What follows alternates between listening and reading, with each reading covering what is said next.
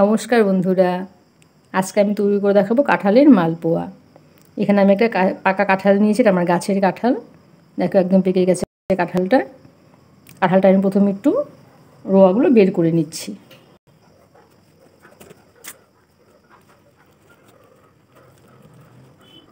দেখো কাঁঠালটা ভীষণ রসালো আর ভীষণই মিষ্টি একদম কাঁঠাল। দেখো কত সুন্দর কালারটাও কত সুন্দর।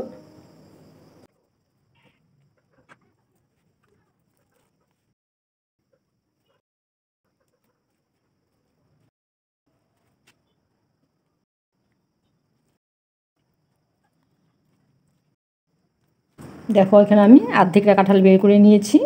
সবটা আমার প্রয়োজন হবে না, তাই বাকিটুকু আমি রেখে দিলাম। কাঁঠালটা আমি পরিষ্কার করে চেলে রসটা বের করে নিচ্ছি। কাঁঠালের ভিতরে খুব ভালো করে পরিষ্কার করতে হবে।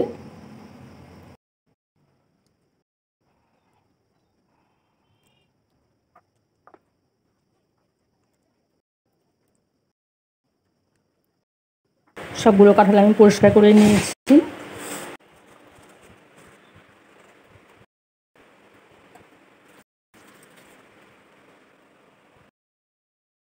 রসটা আমি ভালো করে চেলে নিয়েছি।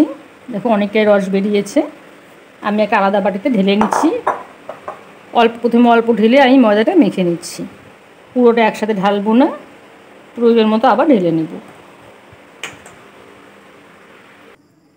এখানে আমি দিয়ে দিচ্ছি একদম পাকা দুটো কলা। এটা একদম মজে গেছে কলা দুটো, একদম পাকা দুটো কলা আমি এখানে দিলাম।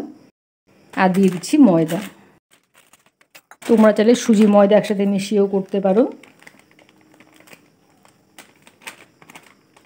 একটা বাটির মাপ করে আমি এখানে 2 বাটি ময়দা প্রথমে দিয়ে নিলাম।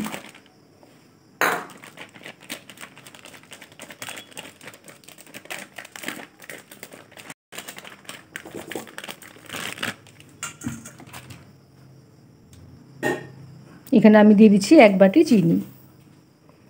খুব ভালো করে আমি মেখে নিচ্ছি।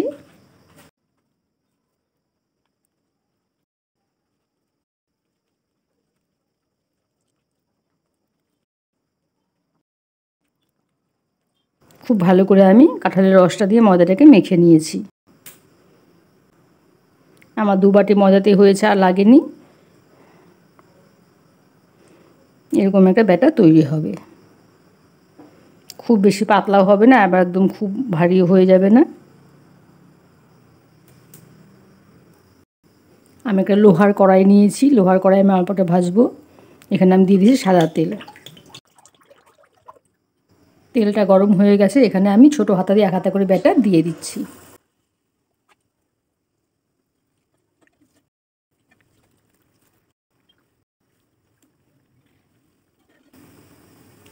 মালপোয়াটা আমার ভাজা হয়ে গেছে। তেলটা ঝরিয়ে আমি নামিয়ে নিচ্ছি। এক সাইড করে রেখে দিলে তেলটা অনেকটাই ঝরে যাবে। পাকগুলো দেখো বলের মতো সব ফুলে যাচ্ছে।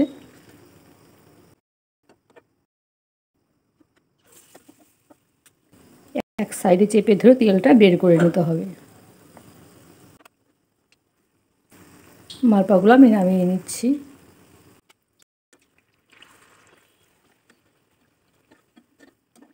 কাঁঠালের মালপোয়াগুলো আমার রেডি হয়ে গেছে। আমি একটা তোমাদের ছিঁড়ে দেখিয়ে দিচ্ছি। দেখো কত নরম এবং তুলতুলে হয়েছে।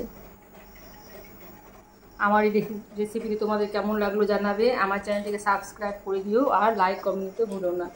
ঠিক আছে বন্ধুরা, আজকের মতো এখানেই রাখছি। টাটা।